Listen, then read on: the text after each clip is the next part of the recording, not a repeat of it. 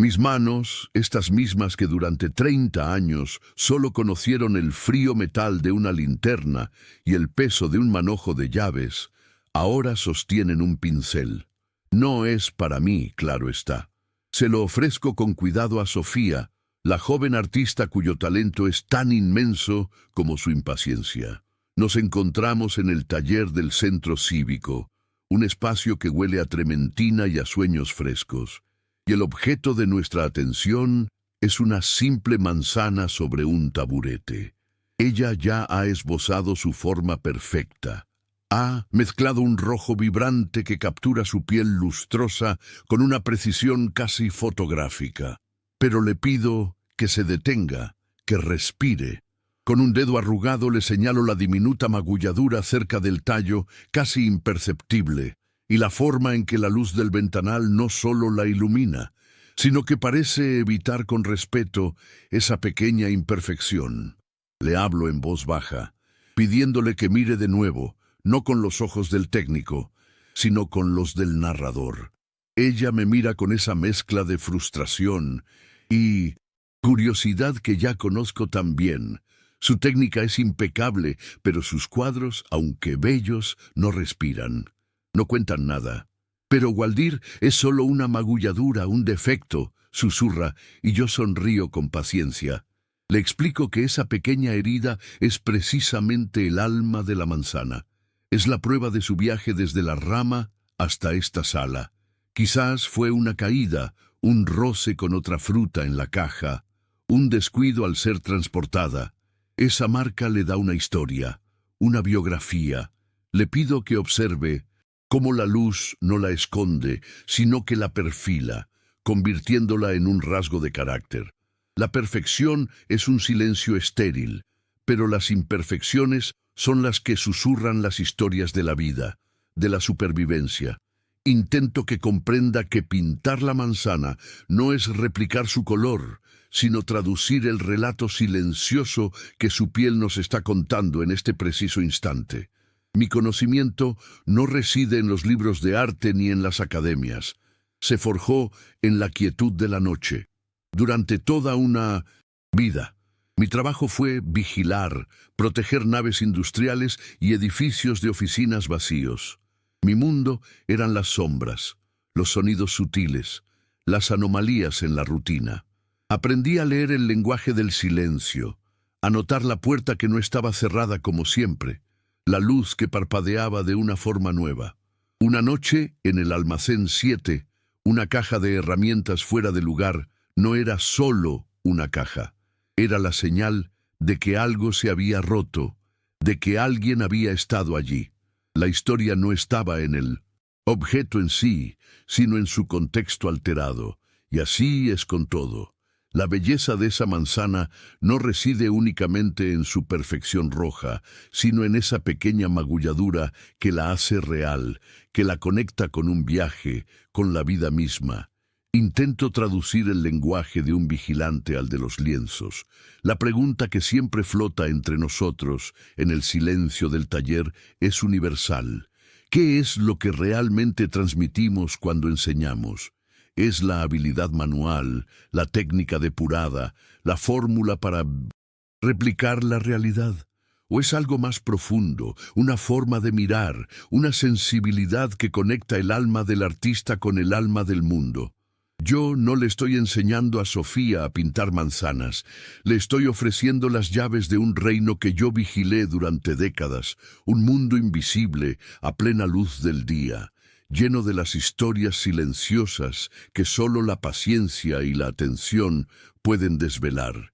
Y en el proceso, estas manos que solo sabían de cerrar puertas, están aprendiendo a abrir ventanas, no solo para ella, sino también para mí. Al final, todo se reduce a esa simple pregunta. ¿Tú también tienes algo valioso que enseñar? Comencé por lo más sencillo, o eso creía yo.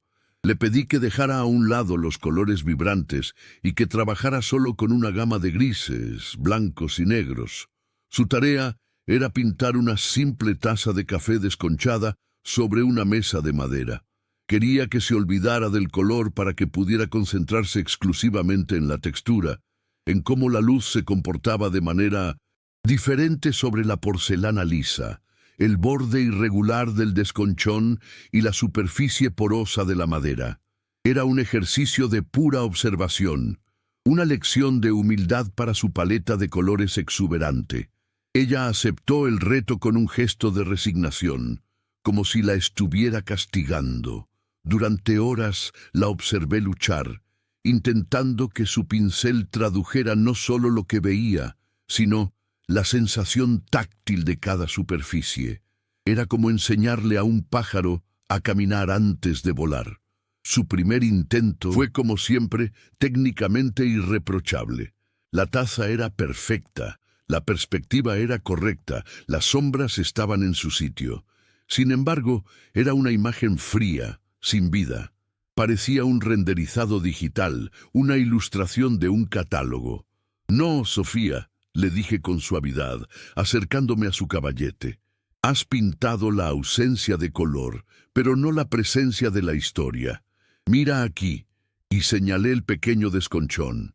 «Esto no es un defecto, es una cicatriz. ¿Cuántos labios han bebido de esta ¿Cuántas taza? Conversaciones ha escuchado? El color no importa ahora, lo que importa es el eco del uso, el calor de las manos que la sostuvieron. Cierra los ojos y trata de sentir ese calor. Luego, y solo entonces, intenta pintarlo». Ella suspiró, una nube de frustración que empañó el aire del taller, y limpió el lienzo para volver a empezar desde cero. Durante una semana entera, solo trabajamos con esa taza. Cada día, ella presentaba una nueva versión, y cada día yo encontraba algo que faltaba. Era No crueldad por mi parte, sino una necesidad. Tenía que romper su dependencia de la perfección visual, obligarla a buscar más allá de la superficie. La luz no solo cae sobre el objeto, Sofía, sino que conversa con él, le explicaba. En la parte lisa de la porcelana la luz es arrogante, se refleja con descaro, pero en la madera es humilde, se absorbe, se vuelve cálida y discreta, y en el borde roto la luz duda, se tropieza. Tienes que pintar esa conversación, esa relación.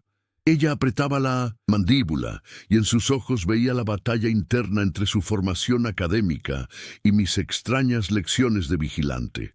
A veces la oía murmurar para sí misma, frustrada, que las tazas no hablaban. El cuarto día estuvo a punto de rendirse. Encontré su taburete vacío y su lienzo vuelto contra la pared. La busqué y la hallé en el pasillo, con la cabeza entre las manos. «No puedo, Waldir», me dijo con la voz quebrada. «No entiendo lo que me pides. Soy pintora, no poeta. Me pides que pinte cosas invisibles, y yo solo sé pintar lo que veo». En ese momento recordé mis propias noches de frustración, cuando, siendo un vigilante novato, no lograba distinguir los sonidos normales de la noche de las posibles amenazas. Mi mentor de entonces, un hombre llamado Ramiro, simplemente me dijo: «Deja de intentar oírlo todo, elige un solo sonido y síguelo hasta que te cuente su historia». Era el momento de compartir esa vieja lección. Me senté a su lado en el suelo del pasillo y le conté la historia de Ramiro y los sonidos de la noche. Le expliqué cómo pasé semanas enteras concentrándome únicamente en el zumbido de un transformador eléctrico hasta que fui capaz de notar la más mínima variación en su tono, una variación que una vez me alertó de un cortocircuito inminente. «No intentes pintar toda la historia de la taza de golpe», le aconsejé. «Olvida la madera, olvida la porcelana. Concéntrate solo en el desconchón. Pasa todo el día si es necesario, pero pinta únicamente esa pequeña herida. Pinta su textura, su sombra, la forma en que interrumpe la línea perfecta del borde. Conviértete en una experta en esa pequeña imperfección. La historia completa vendrá después, te lo prometo». Ella me miró, secándose una lágrima, y asintió. Al día siguiente, cuando llegué al taller, me encontré con una sorpresa. Sobre su caballete no había un cuadro de la taza, sino una docena de pequeños bocetos a carboncillo. Cada uno de ellos era un estudio minucioso y obsesivo del desconchón, visto desde 1900 diferentes ángulos, con distinta iluminación. Había capturado su rugosidad, la forma en que la luz se perdía en sus minúsculos cráteres, la sombra afilada que proyectaba sobre la superficie blanca. Eran estudios casi abstractos, pero increíblemente poderosos. Por primera vez, su trabajo no era bonito, era honesto. Había dejado de intentar representar un objeto para empezar a comprenderlo en profundidad. Era una pequeña victoria, pero para nosotros, en la quietud de aquel taller, se sintió como un verdadero hito. La puerta por fin se había entornado. Con esa nueva confianza volvimos al lienzo y a la pintura gris. Esta vez, su enfoque fue completamente diferente. Empezó por el desconchón, construyendo el resto de la taza a su alrededor. Ya no era un defecto en una superficie perfecta, sino el corazón mismo de la composición, el punto de anclaje de la historia. Sus pinceladas eran más lentas, más deliberadas. Podía verla recordar sus estudios a carboncillo, traduciendo la honestidad de la línea a la sutileza del óleo. No estaba pintando una imagen, estaba reconstruyendo una memoria. El resultado final fue asombroso. La taza seguía siendo reconocible, pero ahora tenía peso, tenía historia.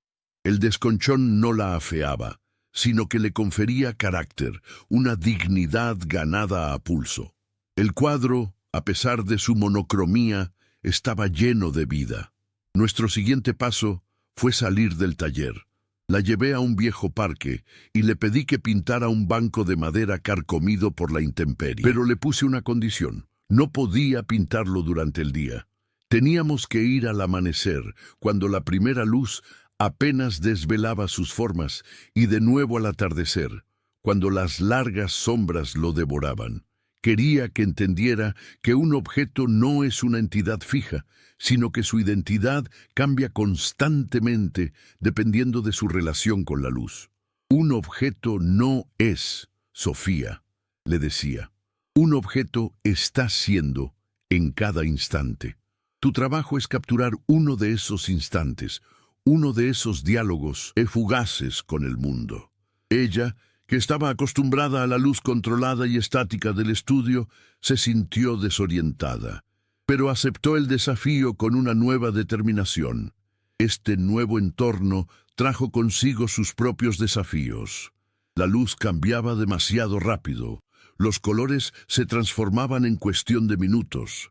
Su primer intento, al amanecer, fue un borrón de tonos apresurados, un intento fallido de capturar algo que se le escapaba entre los dedos.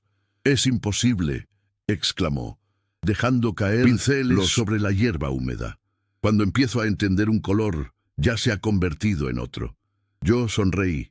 «Exacto», le dije. «Bienvenida al mundo real. El mundo no posa para ti. Tienes que aprender a bailar a su ritmo. No intentes capturarlo todo. Elige un detalle, una emoción. ¿Qué te ha llamado más la atención en estos 5 minutos? ¿El brillo anaranjado en el respaldo o la sombra azul profundo bajo el asiento? Elige una sola verdad y séle fiel». Poco a poco aprendió a trabajar con las fugacidad. Dejó de intentar pintar el banco entero y comenzó a crear estudios rápidos, impresiones de luz y sombra. Un lienzo capturaba el instante en que el sol tocaba una esquina del respaldo, haciéndolo parecer de oro fundido. Otro se centraba en la textura de la madera mojada por el rocío, casi negra en la penumbra. Sus cuadros se volvieron más fragmentarios, pero infinitamente más evocadores. Estaba aprendiendo a renunciar al control, a aceptar la impermanencia, a encontrar la belleza en el instante que muere al nacer. Ya no luchaba contra el tiempo, sino que colaboraba con él. Su técnica, antes rígida y controladora, se estaba volviendo más fluida, más orgánica, más viva. El legado no era solo lo que yo le enseñaba, sino cómo ella aprendía a adaptarse. A partir de aquel día, algo fundamental cambió en Sofía. Regresamos al taller y su energía ya no era la de una luchadora que se enfrenta a un enemigo, sino la de una exploradora que cartografía un territorio desconocido. Ya no peleaba contra el lienzo. En su lugar, parecía dialogar con él. La llevé a los lugares exactos de mis rondas nocturnas, pero a diferentes horas del día, para que viera cómo un mismo espacio se transforma. La luz no solo ilumina, Sofía, le decía mientras observábamos un callejón bañado por el sol del mediodía. La luz también elige qué ocultar. La misma esquina que a esta hora parece inofensiva, a las 3 de la mañana, con una sola farola parpadeando, se convierte en un escenario de misterio. Empecé a usar la jerga de mi antiguo oficio para explicarle conceptos artísticos, hablándole de escondites, de refugios, de la intención que lo cambia todo. Ella absorbía mis palabras, pero la traducción al lienzo seguía siendo un campo de batalla personal. Su mente, entrenada en la lógica de la perspectiva y la teoría del color, luchaba por procesar mis metáforas. «Pero esto no es técnica, Waldir», exclamó un día, con una frustración palpable, frente a un lienzo a medio empezar. «¿Cómo pinto yo un secreto? ¿Qué color tiene la intención? Necesito reglas, pasos a seguir». Vi en sus ojos el pánico del que se adentra en un territorio sin mapas. Su seguridad, basada en el dominio técnico, se había desmoronado por completo. Se sentía perdida, y por un momento temí que abandonara. Era la resistencia natural de la certeza contra la ambigüedad, la lucha de la fórmula contra la intuición. Y yo sabía que no podía darle las respuestas que buscaba. Para responder a su pregunta, no usé palabras. La llevé al viejo teatro del barrio, cerrado desde hacía décadas. Conseguí que el conserje nos dejara entrar. El lugar olía a polvo y a recuerdos. La guié hasta el escenario, detrás del pesado telón de terciopelo rojo. La luz que se filtraba era mínima, creando una atmósfera casi sagrada. Le conté que, durante mis rondas, a veces entraba allí solo para sentarme en la oscuridad y escuchar el silencio del teatro vacío. Un silencio lleno de ecos de aplausos pasados, de risas y de dramas. Un silencio que pesaba. «El secreto no se pinta, Sofía», le dije en la penumbra. «Se crea el espacio para que el espectador lo sienta. Pinta esta oscuridad, pero no como ausencia de luz, sino como presencia de historias acumuladas». Esa visita al teatro marcó un antes y un después definitivo. Algo en la quietud de aquel lugar resonó profundamente en ella. Su siguiente cuadro fue diferente a todo lo que había hecho antes. Pintó un rincón del escenario casi en completa oscuridad, con un único haz de luz polvorienta cayendo sobre unas tablas de madera. Pero la oscuridad no era plana, no era negra, estaba llena de matices, de azules profundos, de violetas, de grises que sugerían formas y presencias. Por primera vez, su cuadro no representaba un lugar, sino una atmósfera cargada de emoción. Cuando me lo enseñó, no dijo nada. Solo me miró, esperando mi veredicto. Asentí lentamente, con el corazón en un puño. «Ahora sí», le dije, «ahora estás empezando a hablar el idioma». Una sonrisa inmensamente aliviada iluminó su rostro. Nuestro método se consolidó a partir de entonces. Yo le proporcionaba el qué, la historia, la emoción, el concepto. Ella, con su talento ya liberado, exploraba el cómo. Empezamos a trabajar en serie, documentando los lugares de mi vida nocturna. El portón oxidado de la fábrica de textiles, la ventana rota del último piso de un edificio de oficinas, el solitario banco del parque donde a veces me sentaba a tomar mi café de termo. Cada lugar era un capítulo, y yo era el narrador que le proporcionaba el contexto emocional. Le hablaba de la soledad, del estado de alerta constante, pero también de la extraña paz que se encuentra en una ciudad dormida, de la belleza de las luces de neón reflejadas en el asfalto mojado. Ella escuchaba con una atención casi reverencial. El desafío crecía con cada nuevo cuadro. Ya no se trataba solo de capturar una atmósfera, sino de construir una narrativa visual coherente. Le propuse pintar una secuencia. El mismo callejón a 3 horas distintas de la noche.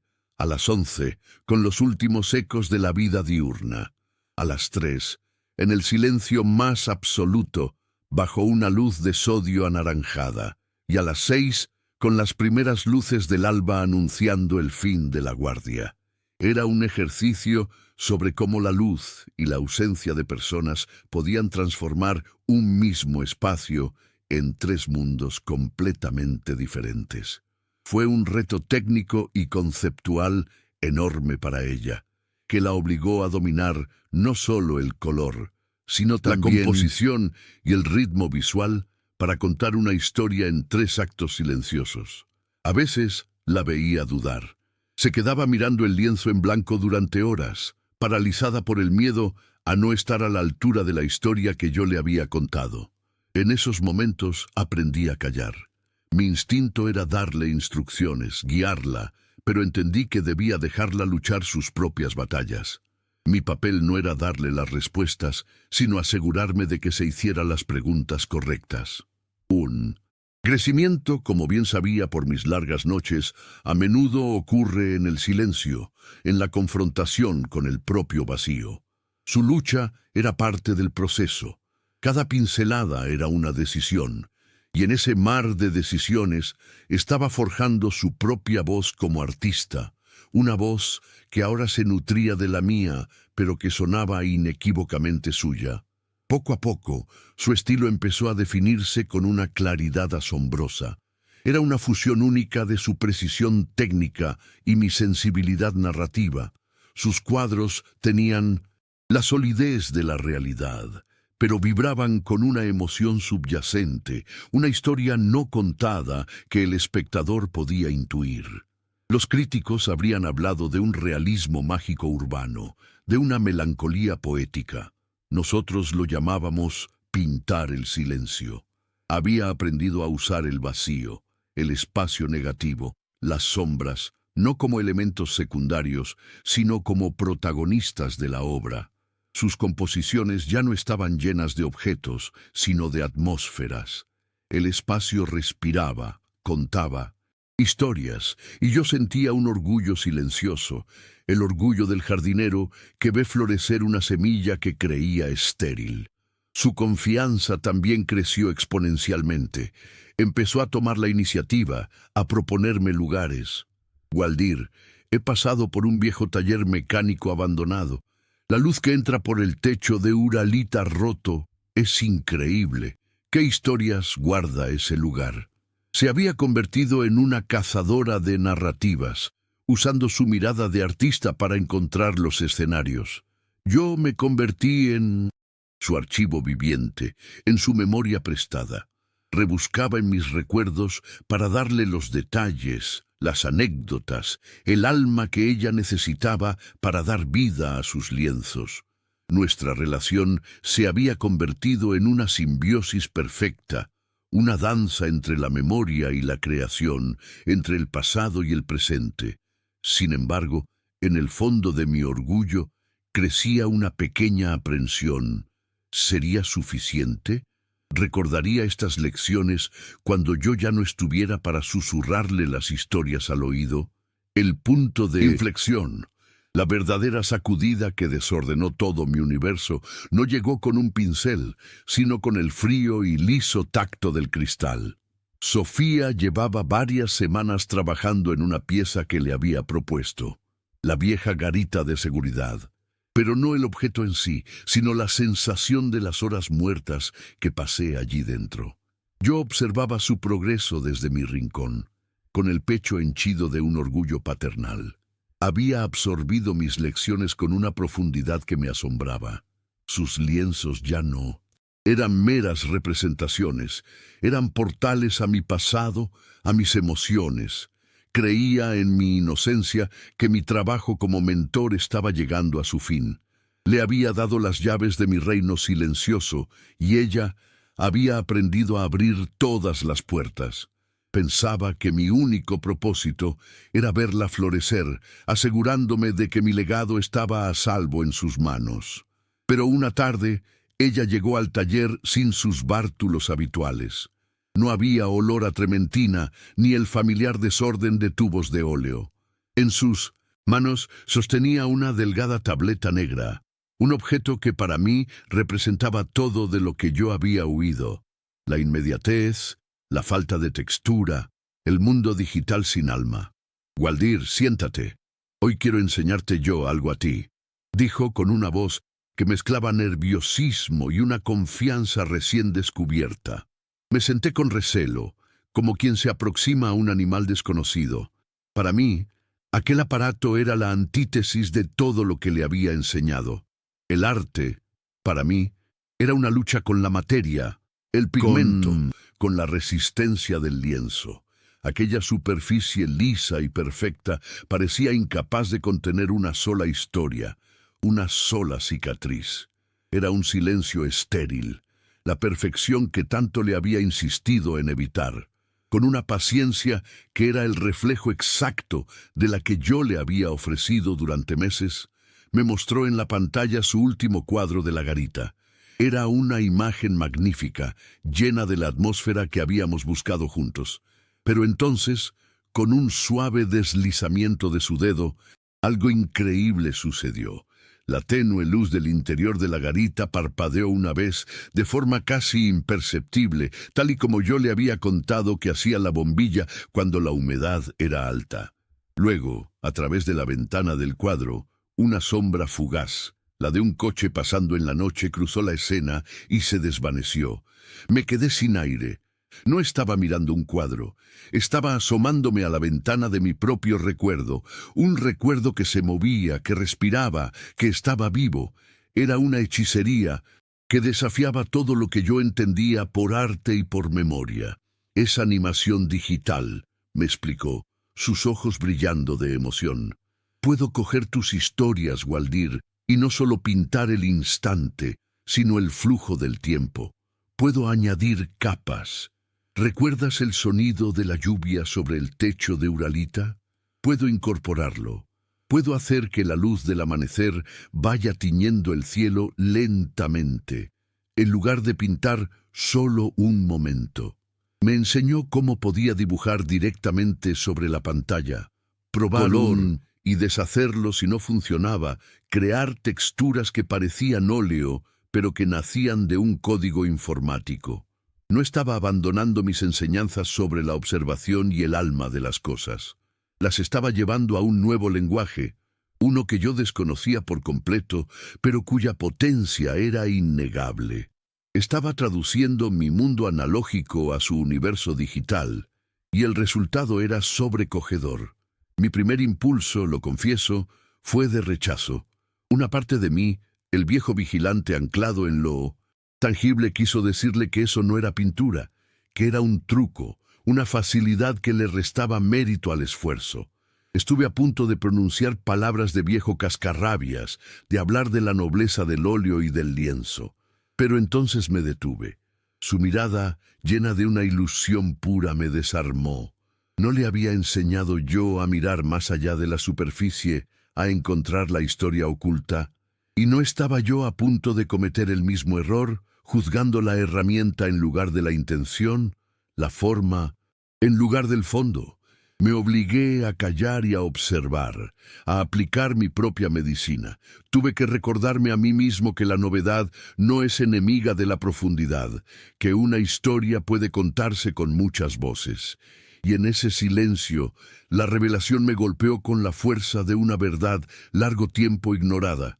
Yo le había dado el pasado, un método forjado en la paciencia y la soledad de mis noches.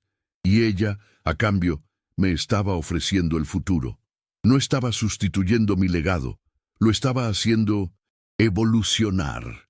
Había tomado la esencia de mis lecciones, la importancia de la imperfección, la narrativa oculta en los detalles, el alma de los objetos, y la había liberado de los límites del lienzo estático. Comprendí que la transmisión del conocimiento no es un monólogo, no es un río que fluye en una sola dirección. Es una conversación, un intercambio vivo donde ambas partes dan y reciben.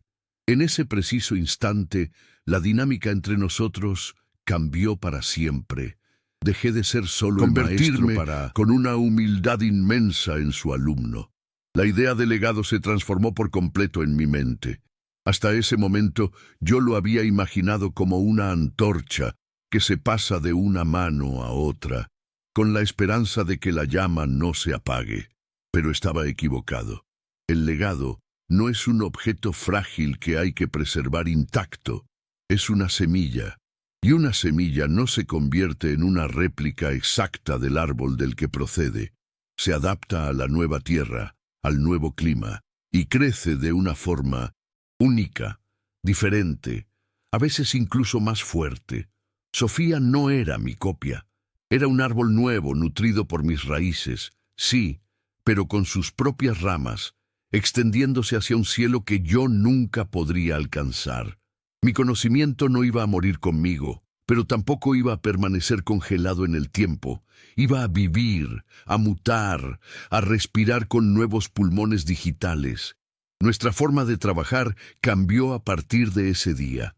Ahora, cuando le contaba una historia, sus preguntas eran distintas. Ya no me preguntaba solo por el color de la luz, sino por su comportamiento. Waldir, cuando el tren de mercancías pasaba por la noche, las vibraciones hacían temblar el agua del charco. ¿Cómo era ese movimiento? Lento, rápido. Me obligaba a rebuscar en mis recuerdos de una manera nueva, a recordar no solo imágenes fijas, sino secuencias, ritmos, movimientos. Estaba desempolvando mi memoria para ayudarla a construir sus animaciones. Ella me enseñó los conceptos básicos de su programa, y mis manos, acostumbradas a las llaves y a los pinceles, aprendieron a tocar con torpeza la pantalla de cristal, dibujando líneas de luz que luego ella convertía en arte. El taller se llenó de una energía renovada. Ya no era solo el santuario de mis recuerdos, sino un laboratorio de experimentación. El olor a trementina se mezclaba con el suave zumbido de la tableta conectada a la corriente. A veces proyectábamos sus animaciones en la pared del fondo y nos quedábamos en silencio, viendo cómo un callejón solitario cobraba vida, cómo la lluvia digital caía sobre un banco de parque pintado al óleo y luego escaneado. Era una fusión de dos mundos, de dos generaciones, de dos formas de entender el arte y la vida. El respeto que sentía por ella se había multiplicado. Ya no era solo mi alumna prodigio, era mi compañera, mi colaboradora, la innovadora que había llegado para enseñarme que el final del camino de un hombre es solo el punto de partida para otro. Comprendí entonces la lección más profunda en todas, una que ningún vigilante ni ningún artista podría enseñarme, solo la vida misma. Enseñar no es clonar tu sabiduría en otra mente. No es asegurarse de que tus métodos perduren para siempre. El verdadero éxito de un maestro no se mide por la fidelidad del alumno, sino por su capacidad para revelarse, para transformar lo aprendido, para tomar el conocimiento recibido y hacerlo tan suyo que se vuelva irreconocible y al mismo tiempo más poderoso. La verdadera generosidad no consiste en dar lo que sabes, sino en crear el espacio para que el otro descubra lo que tú nunca supiste. Sofía, con su tableta y su visión de futuro, no solo había asegurado mi legado, lo había liberado de mí, y al hacerlo, me había liberado a mí también. Llegó el día en que Sofía me anunció su proyecto final para la serie. No sería un lugar de mis rondas, sino uno de su propia memoria. Un pequeño parque infantil abandonado al final de su calle. un lugar que había ignorado durante años por considerarlo feo y decadente. «Voy a ir sola, Waldir», me dijo con una firmeza serena. «Quiero intentar contar su historia, pero con tus ojos. Tu único trabajo es venir al atardecer y, desde lejos, simplemente observar». Acepté, sintiendo ese nudo en el estómago que es una mezcla de orgullo y vértigo, el mismo que siente un padre cuando suelta el sillín de la bicicleta y ve a su hijo pedalear solo por primera vez. Me senté en un banco al otro lado de la calle, un viejo vigilante volviendo a su puesto una última vez, no para proteger un lugar, sino para ser testigo del nacimiento de una artista en toda su plenitud. Desde mi puesto de observación, la vi llegar y sentarse en el suelo, sin sacar ni un solo utensilio. Durante casi una hora no hizo nada más que mirar y escuchar, tal y como le había enseñado en aquel parque industrial meses atrás. Cerró los ojos, y pude adivinar que estaba sintonizando con el lugar, escuchando el susurro del viento en los columpios oxidados, sintiendo la melancolía de la risa infantil que ya no estaba. Luego sacó su viejo cuaderno de bocetos y un trozo de carboncillo. Antes de tocar la pantalla de su tableta, sus manos se mancharon de negro, capturando la textura áspera de una cadena, la curva triste de un tobogán agrietado. Estaba anclando su visión digital en la verdad táctil de la materia. Había interiorizado la lección más importante. La tecnología era una herramienta, no un sustituto del alma. El legado no era una receta, sino un punto de partida. Después de sus estudios a carboncillo, abrió la tableta. Desde mi distancia no podía ver los detalles de la pantalla, pero sí la coreografía de sus manos. Era una danza de una fluidez y seguridad absolutas. Sus dedos se deslizaban, pellizcaban, tocaban la superficie luminosa con la intimidad de un músico acariciando su instrumento. Ya no había rastro de la frustración de sus primeros días, ni de la duda que la paralizaba. Su rostro reflejaba una concentración intensa pero pacífica, la de alguien que no está luchando contra el medio, sino conversando con él. En aquel momento comprendí que ya no estaba simplemente aplicando mis enseñanzas, las había digerido, las había hecho suyas hasta crear un método híbrido, un lenguaje que era tan mío como inequívocamente suyo. Estaba presenciando la evolución en tiempo real, la prueba viviente de que el conocimiento, para sobrevivir, debe transformarse. Días más tarde, me citó en el taller. Estaba a oscuras, a excepción de la luz que emanaba un proyector. Sin decir palabra, pulsó un botón. En la pared desnuda apareció el parque infantil y respiraba. Un único columpio se mecía con una lentitud fantasmal. Su cadena oxidada emitía un chirrido casi inaudible que te arañaba el alma. La luz del atardecer se desvanecía en la pantalla con una pereza dolorosamente bella, dando paso a un crepúsculo violeta. No era una de mis historias de soledad y vigilancia, sino una historia sobre la memoria perdida y la belleza de la decadencia. Era su propia nostalgia, su propia herida, contada con el lenguaje que habíamos construido juntos. Se me llenaron los ojos de lágrimas, no de tristeza, sino de una plenitud abrumadora. El círculo se había cerrado. Ella no necesitaba mis recuerdos. Había aprendido a desenterrar los suyos. No pude articular palabra. Me levanté, me acerqué y puse una mano sobre su hombro. Ella apoyó su cabeza en mi mano por un instante, y en ese simple gesto se dijo todo. La paz que sentí en ese momento fue más profunda que la de cualquier amanecer tras una noche de guardia. Era la certeza absoluta de que el conocimiento que yo creía tan personal, tan intransferible, no solo había encontrado un nuevo hogar, sino que había florecido en un jardín que yo ni siquiera sabía que existía. Yo le enseñé a ver el alma en un desconchón, y ella me devolvió el alma de mi propia vida, reflejada y amplificada en su arte. Miré a través del tragaluz del taller, hacia el cielo que empezaba a oscurecer, y di las gracias. Gracias por esta segunda oportunidad, por el regalo de enseñar y sobre todo por la inmensa lección de humildad de volver a aprender. La exposición de Sofía, una fusión de sus animaciones digitales proyectadas junto a los lienzos originales al óleo, fue un éxito rotundo.